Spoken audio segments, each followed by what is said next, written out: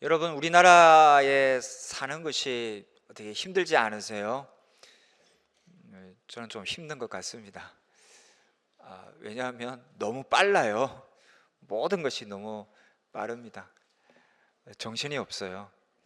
특히 택배가 빨라요.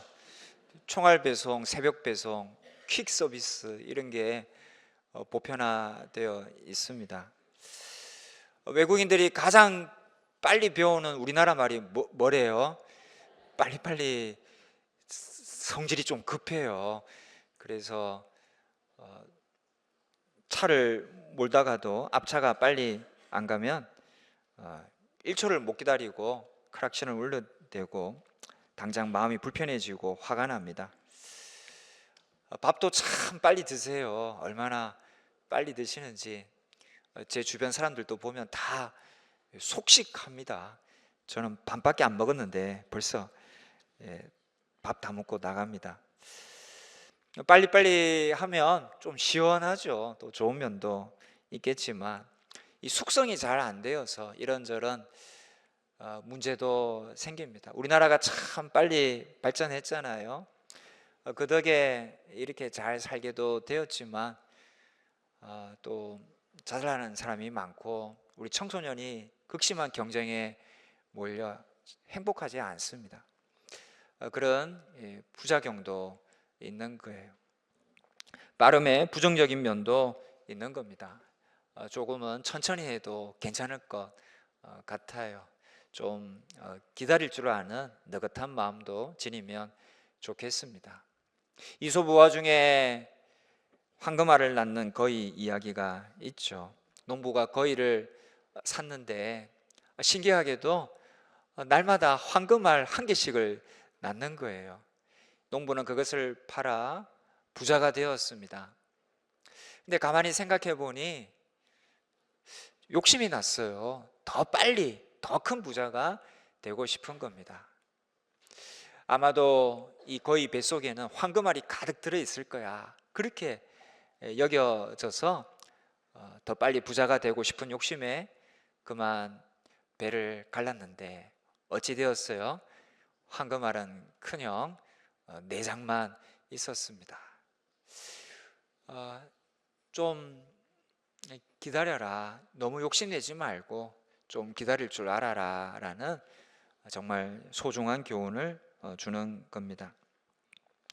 이것은 우리 인생에 꼭 필요한 교훈이죠. 그러기에 우리 교회도 기다림의 절기를 두었습니다. 그것이 바로 오늘부터 시작되는 대림절입니다. 대림에서 림은 주님이 임하신다라는 뜻이고요, 대는 기다린다라는 뜻입니다. 주님의 오심을 기다리는 그런 절기를 두는 겁니다.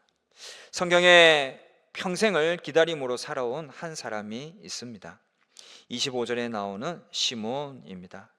그는 의롭고 경건하였고 또 이스라엘의 위로를 기다렸다라고 했습니다. 위로를 기다렸다라는 것은 메시아가 오시기를 갈망했다, 즉 메시아 대망 사상을 갖고 있었다라는 뜻입니다. 그러다 26절에 그리스도를 보기 전에는 죽지 아니하리라라는 특별한 성령의 지시를 받고 이 시몬은 이제 그리스도를 보기만을 열망하며 기다렸습니다. 그러던 어느 날, 그날도 그는 성령의 인도로 성전에 가게 되었는데 마침 마리아와 요셉이 유대 율법에 정한 정결례를 지키기 위해서, 즉 8일 만에 아기는 할례를 받아야 한다라는 율례를 지키기 위해서 아기 예수를 데리고 성전에 들어오는 것이었습니다. 바로 거기서 이 시몬과 아기 예수가 만나게 되는 것이죠. 그토록 기다리던 일, 평생을 열망하던 일, 학수고대하던 일이 드디어 이루어진 겁니다. 시몬은 너무 감격했습니다. 해서 아기를 안고, 여러분 감격하고 기쁘면 입에서 뭐가 나와요? 노래가 나오죠. 그는 찬양을 하기 시작합니다. 그것이 29절에서 32절 말씀인데요. 우리 같이 한번 읽어 볼까요? 29절입니다.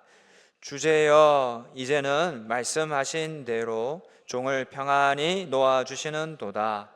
내 눈이 주의 구원을 보았사오니 이는 만민 앞에 예비하신 것이요 이방을 비추는 빛이요 주의 백성 이스라엘의 영광이니이다. 아멘. 이렇게 찬양을 드렸습니다. 그는 감격한 거예요. 감격하니까 기쁘고요. 기쁘니까 또 입에서 찬양이 나오게 되었던 겁니다.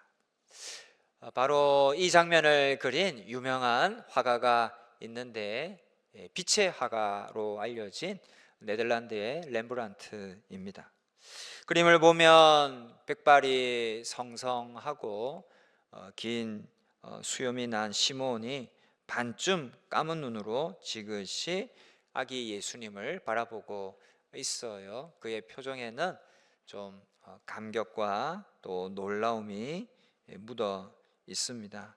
성령의 감동을 받아 메시아를 품에 안고 깊이 안도하며 그는 찬송을 불렀던 겁니다.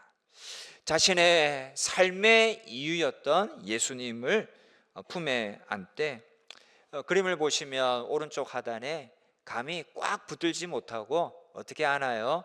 손을 이렇게 하고 있습니다. 이렇게 해서 아기 예수님을 살그머니 그렇게 안고 받쳐서 안고 있고, 또 감격과 흥분으로 입은 반쯤 열려 있습니다.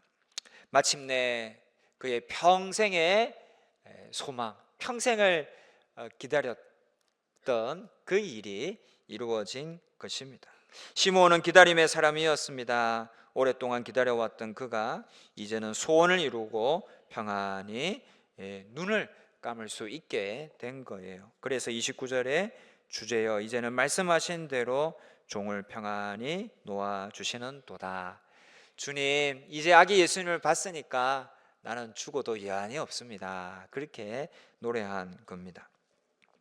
공자가 남긴 말 중에 조문도 석사가의라는 말이 있습니다. 즉 아침에 도를 들으면 저녁에 죽어도 여한이 없다라는 뜻이죠. 그만큼 이 도를 듣는 게 중요하다라는 거예요. 이 시몬에게도 예수님을 보는 게 그렇게 중요했던 거예요. 그래서 이제는 죽어도 여한이 없다라고 29절에서 찬송한 겁니다. 전해지는 말에 의하면 이 작품은 렘브란트의 마지막 작품이라고 합니다. 렘브란트는 빛의 화가로 알려져 많은 작품을 남겼고 명성도 얻었지만 말년은 좀 불행했던 모양이에요. 처와 자식을 잃고요, 부도 잃었다라고 합니다. 하지만 시몬처럼 그는 말년에 주님을 더 깊이 만났던 것 같아요. 그래서 그 감격과 기쁨을 저 시몬의 노래라는 그림인데요, 저 그림을 그려서 표현했던 것이 아닌가 여겨집니다. 기다림 끝에 감격이 있는 것이죠. 기다림 끝에 환희가 있고 또 기쁨이 있는 겁니다. 그러기에 우리도 시몬처럼 이 대림절에 기다림의 시간을 갖고자 합니다. 여러분, 이 기다림의 시간 어떻게 보내면 좋을까요? 기다린다라는 것은 좀 불편하죠. 사실은 좀 초조하고 좀 견디기 어려운 시간이기도 합니다. 하지만 기다려야 합니다. 어떻게 이 기다림의 시간을 잘 보낼 수 있을까요? 여러분, 우리가 기다리는 대상은 누구입니까? 예수님이시죠. 이 예수님을 우리가 기억하며 기다리는 거예요. 대림절은 예수님이 오심을 기다리는 절기이지만 예수님은 사실 이미 오셨죠. 2000여 년 전에 오셨습니다. 그 예수님을 우리가 기억하며 이 대림절을 보내는 것입니다. 어떤 예수님을 기억하면 좋을까요? 첫 번째로 빛으로 오신 주님을 기억합시다. 저를 따라 같이 해보십시다. 빛으로 오신 주님을 기억하자. 아멘. 주님은 칠흑 같은 이 땅에 빛으로 오셨습니다. 예수님이 유대 땅에 오셨을 때 유대 땅은 로마의 속국이었죠. 그 백성들은 말할 수 없이 비참한 삶을 살았습니다.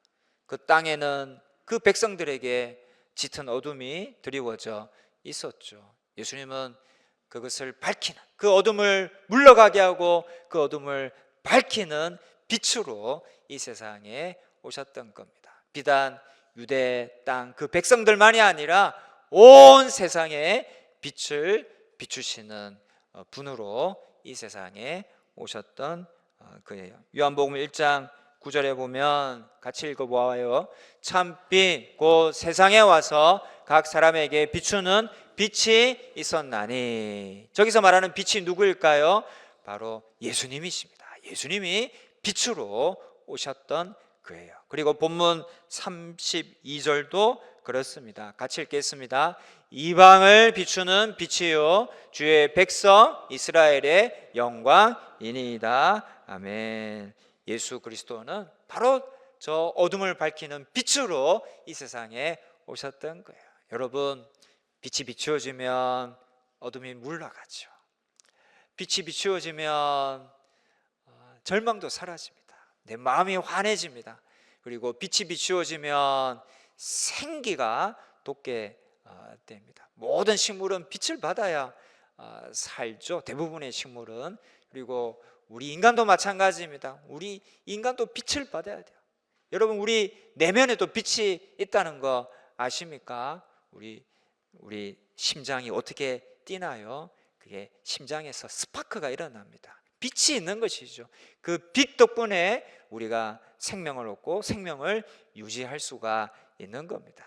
그러니 빛으로 오셨다라는 것은 얼마나 귀합니까? 우리 그 빛으로 오신, 귀한 빛으로 오신 주님을 이 대림절에 꼭 기억해야 하겠습니다.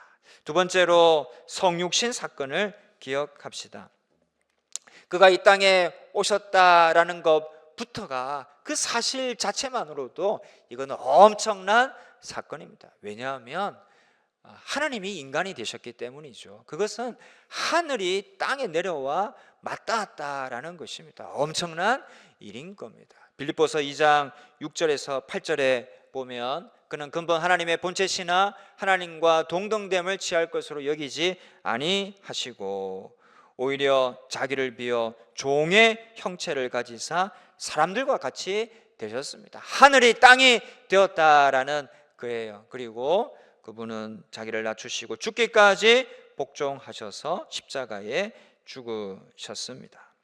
이 말씀대로 그가 인간이 되신 것은 하나님이 인간이 되신, 하늘이 땅이 되신, 정말 이건 우주적인 사건이 일어난 것이고 또 겸손의 극치를 보여주신 사건이 되는 겁니다. 주님은 우리를 부욕해 하시기 위해서 자신이 가난해지셨던 거예요. 여러분, 성육신을 통해 그가 얼마나 낮아지셨나, 그리고 그것을 통해 우리가 얼마나 부여해졌는가를 이 대림절에 우리가 꼭 기억하며 보내야 하겠습니다. 세 번째는 십자가 핏뿌림을 기억하는 거예요. 저를 따라 같이 해보십시다. 십자가 핏뿌림을 기억하자. 예수님은 인간으로 오셔서 인간의 죄를 다 뒤집어 쓰시고 우리의 죄 사함을 위한 제물이 되어 주셨습니다.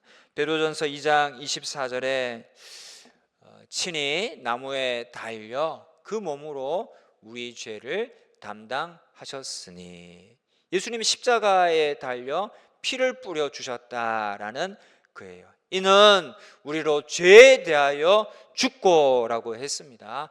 그것으로 인해서 우리가 이 죄의 삭을, 죄의 억압에서 노임을 받은 거예요. 해방된 겁니다. 자유함을 얻은 것입니다. 의에 대하여 살게 하려 하심이라. 이제 주님 안에서 살며 의를 행하는 빛의 자녀가 되는 거예요.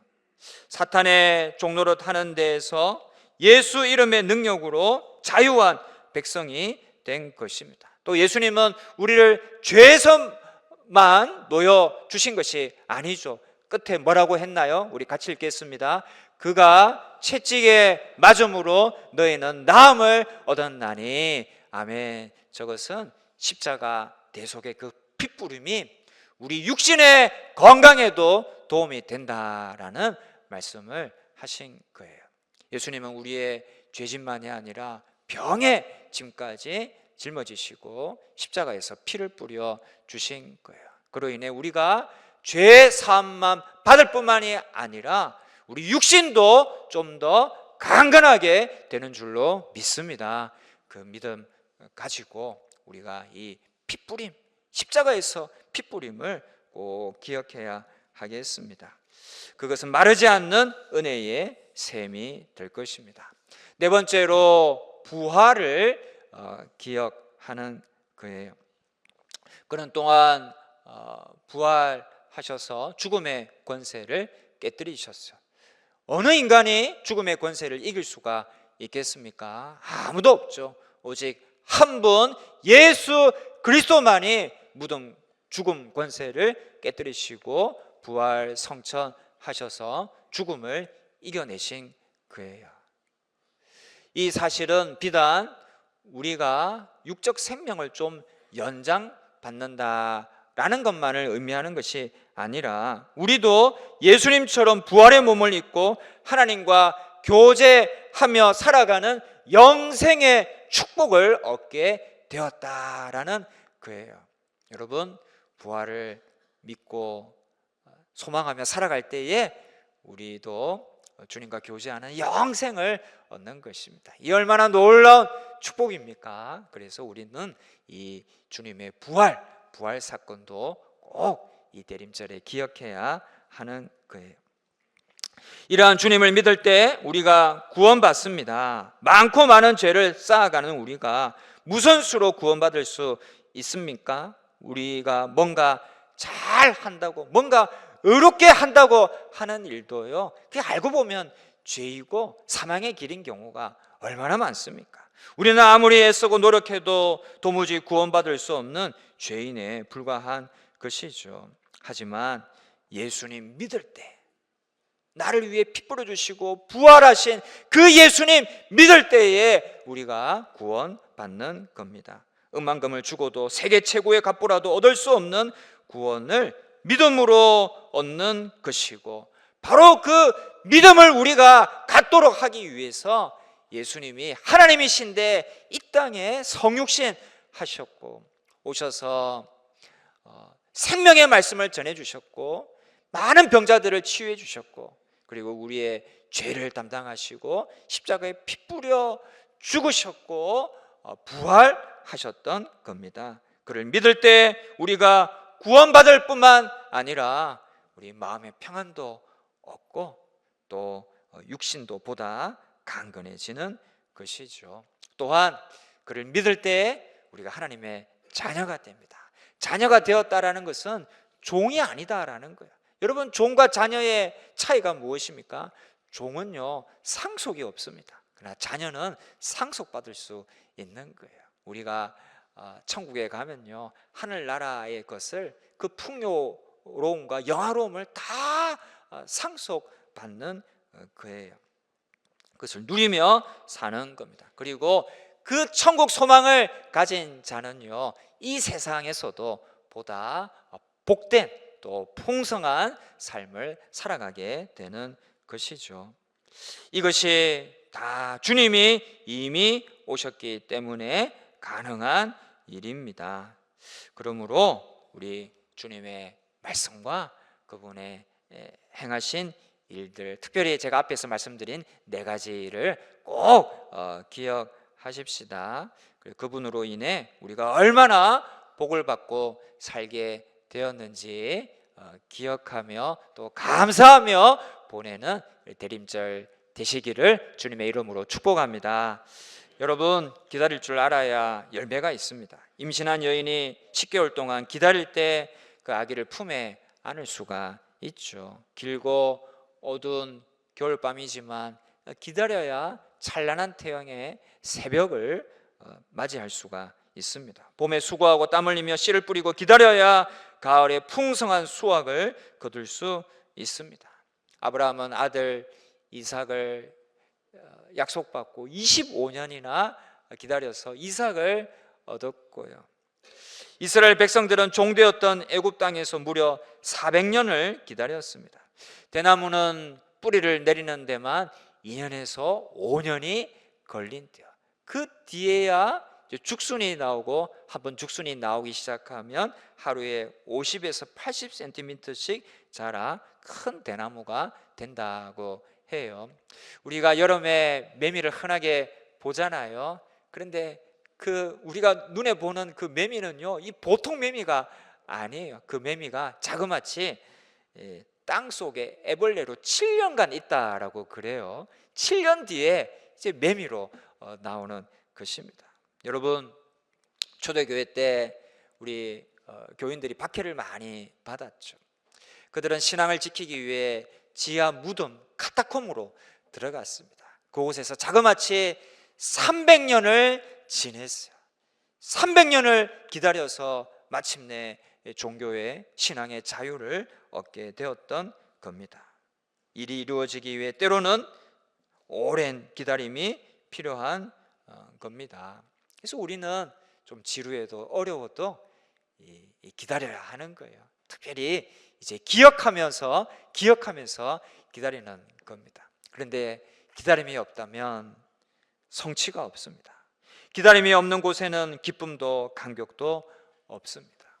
씨를 뿌려서 기다리지 못하면 어떻게 열매를 얻겠어요? 기다려야 하는 것이죠. 못 기다리면 얻는 것이 없는 거예요. 일제강점기 때 우리가 독립을 얼마나 고대하며 기다렸습니까? 근데 독립이 잘 오지 않았죠. 그 기간을 그만 기다리지 못한 사람은 변절하고 친일파가 되고 말았습니다. 못 기다리면 손해고 낭패인 것이죠. 기다릴 줄 알아야 하는 겁니다. 어떻게 하면 잘 기다릴까요? 자꾸 기억을 하는 거예요. 주님이 과거 2000여 년 전에 오신 것을, 그가 하신 말씀을, 또 그가 행하신 일들과 여러 이적들을, 병자 치유하신 사건을 우리가 기억하는 겁니다. 직접 보지는 못했지만 말씀이 있죠. 우리 말씀을 들음으로, 또 말씀을 암송하고 묵상함으로 기억하는 거예요. 특별히 성경을 또 필사하면서 기억하는 겁니다. 기억을 위해서는 생각만 하는 것도 좋지만 글을 쓰는 것이 훨씬 더 좋습니다. 기록을 하다 보면 기억이 보다 잘 되는 거예요. 해서 올해도 작년처럼 대림절 맞이 성경 필사를 하고자 합니다. 누가복음에 나오는 예수님의 말씀과 행적을 쫓아가면서 기록하며 예수님을 기억하는, 보다 잘 기억하는 이 대림절이 되면 좋겠습니다. 그렇게 기억하고 기다리면 우리는 새로운 대림절, 작년과는 다른 또 다른 새롭게 은혜 주시는 대림절을 보내는 거예요. 기억하면 내 삶에 대한 성찰도 되고 하나님에 대한 그리움도 채워지고 또 하나님과 좀 더 친밀하게 교제도 하게 됩니다. 기억하다 보면 또한 감사하게 되기도 합니다.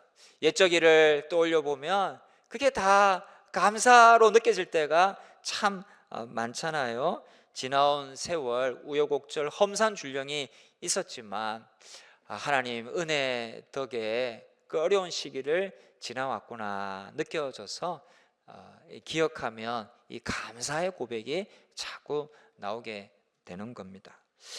지난번 성도님들이 내신 감사 카드로 이루어진 감사 스토리 월이 우리 1층 로비에 있었는데요. 거기에 붙여진 성도들의 이 감사 내용들을 다 읽어 보았는데요. 이 참 좋더라고요. 은혜가 많이 되고 감동이 되었습니다. 이거 만들기를 잘했다라는 생각이 들었어요. 그 내용들이 좋아서 그냥 폐기하기가 좀 아까워서 그 내용들을 다 정리해서 화장실 앞 복도 게시판에 적어 놓았습니다. 화장실 오며 가며 한 번씩 읽어보시면 좋겠습니다. 그 감사의 고백들이 참 멋집니다. 그걸 보며 우리 성도들이 감사를 잘 하시는구나, 하나님이 베푸신 은혜 잊어먹지 않고 우리 기억하는 성도님들이구나 하고 느껴져서 아주 기쁘고 흐뭇했습니다. 여러분, 기억하면요 특별히 감사도 나오는 것이죠. 기억하면 삶에 대한 성찰도 이루어지고 또 하나님에 대한 그리움도 채워지고 하나님과의 친밀감도 높아지고요, 또 감사도 풍성하게 됩니다. 기억하면 이렇게 좋은 점들이 참 많습니다. 사랑하는 성도 여러분, 이 대림절에 우리도 기억하십시다. 누구를 기억해야 합니까? 우리 예수님, 우리 주님을 기억하십시다. 특별히 성경을 필사해 가며 예수님을 기억하십시다. 그렇게 기억하며 또 은혜도 받고 또 감사함으로 이 대림절을 맞이하고 보내는 저와 여러분 다 되시기를 주님의 이름으로 축원합니다.